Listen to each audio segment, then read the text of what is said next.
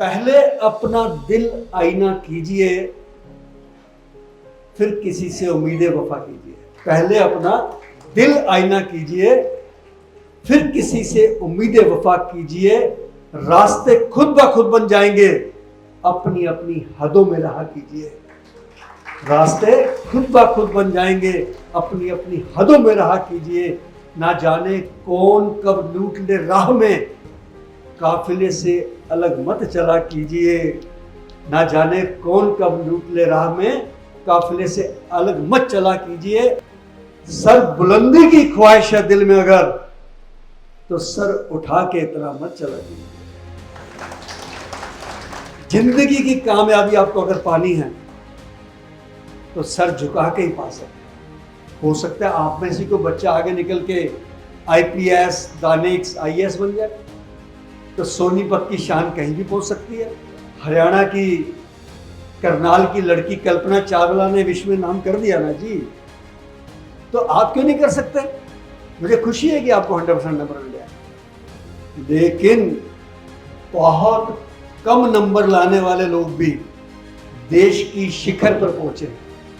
उनमें से एक नाम एपीजे अब्दुल कलाम डॉक्टर साहब का भी है, जो रेलवे की पटरी के किनारे स्ट्रीट लाइट के नीचे बैठ के पढ़ते थे और देश के राष्ट्रपति बने और दुनिया में नाम कमाया और भारत रत्न के नाम से जाना जाता है। आप शिक्षा लें, लेकिन साथ ही साथ हुनर सीखें कि कमाई करके अपने माता पिता के साथ कैसे लगना है। एक मैं बहुत बड़ी बात बताने जा रहा हूं।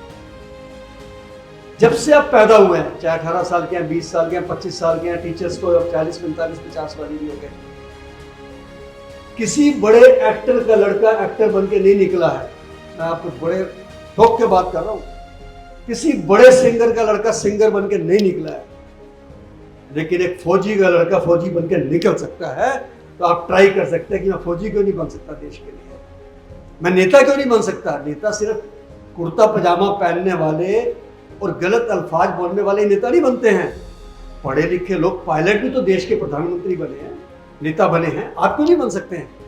आप सोच रखिए, एक विजन रखिए कि हमने जो करना है देश के लिए करना है, मानवता के लिए करना है, अपने स्कूल के नाम को रोशन करना है, माता पिता के नाम को रोशन करना है, और जिन टीचर्स ने आपको गुरु के रूप में पढ़ाया है उनका भी नाम रोशन करना है। इसलिए पढ़ाई के साथ कोई ना कोई हुनर भी सीखना है। आज तो हमारे देश में जितने स्टार्टअप हैं, मुझे लगता नहीं दुनिया में इतने स्टार्टअप थे। कोविड के उस भयानक समय में एक बच्ची मुझे रोज फोन करती थी कि शंटी अंकल एक एम्बुलेंस भेज दीजिए लक्ष्मी नगर में, एक शव वाहन भेज दीजिए कनॉट प्लेस में। 10-12 बार जब ऐसा हुआ, 11वीं बार मैंने उस बच्ची का फोन को रोक दिया। मैंने कहा बेटा ये बताओ, आप बिजनेस करते हैं या आपका कोई क्या काम है? मुझे समझ नहीं आया कि आपको क्या प्रॉफिट है एम्बुलेंस भेज के, शव वाहन भेज के। तो उस बच्ची ने जब मुझे बताया तो मुझे बहुत खुशी हुई।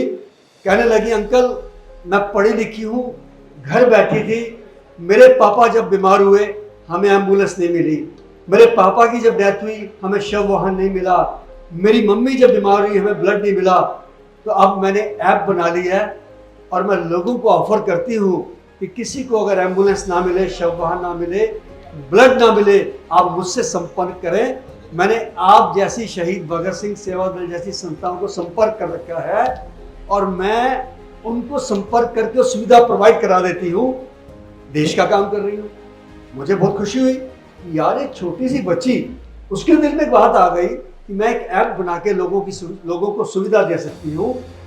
तो ऐसे बच्चे देश के लिए कुछ कर जाते हैं जी। मैं आपको यही कहूँगा कि आप मानवता के लिए काम करें, पढ़ें, बहुत पढ़ें, लेकिन साथ साथ कुछ ना कुछ सोचें कि हम क्यों नहीं वो काम कर सकते जो भगत सिंह करके गया। भगत सिंह ग्रेजुएट थे। भगत सिंह लाहौर से ग्रेजुएशन करने के बाद क्रांति की सीमा जब उनकी ज्वाला जागी उनके अंदर, उन्होंने देश के लिए कुर्बानी दी। वो भी बच्चों के साथ रह सकते थे, परिवार के साथ रह सकते थे, बिजनेस कर सकते थे, लेकिन एक ही बात थी कि दम निकले इस देश की खातिर, बस इतना बात है। सुभाष चंद्र बोस एक पढ़े लिखे क्रांतिकारी थे, बटुकेश्वर दत्त एक पढ़े लिखे क्रांतिकारी थे, अशफाक उल्लाह खान एक पढ़े लिखे क्रांतिकारी थे, दुर्गा भाभी एक पढ़ी लिखी क्रांतिकारी थी, झांसी की रानी भी अनपढ़ नहीं थी। ये बातों को सोच के चलिए कि सिर्फ और सिर्फ हम अपने लिए और परिवार के लिए ना करें। वो तो जानवर भी करता है, पंछी भी करता है, अपने बच्चों को रोटी खिलाता है। गुरबानी में लिखा है, पशु मरे 10 काज सवारे, नर मरे कछु काम ना आया। एक पशु की हड्डियां भी काम आती है, बाल भी काम आते हैं, सींग भी काम आते हैं, खाल भी काम आती है, पंजे भी काम आते हैं। एक हम हैं, जला दो या दफना दो। तो क्यों नहीं हम भी कुछ कर सकते। आज से निश्चय कर लीजिए, हमने लोगों को इतना ही प्रेरित करना है कि जीते जी यार एक पेड़ तो लगा दो। एक पेड़ भी लगाते जीते जी, और जाते जाते 4 क्विंटल लकड़ी और ले जाते हैं। तो क्यों नहीं प्रेरित कर सकते हो। मैं आपको यही कहूंगा कि आप डट के सेवा करें, डट के पढ़ाई करें, माँ बाप के नाम को रोशन करें। और अंत में यही कहूंगा, इंसान से हो भाईचारा, यही पैगाम हमारा। धन्यवाद। जय हिंद, भारत माता की जय। जय हे, जय हे, जय हे, जय जय जय जय हे।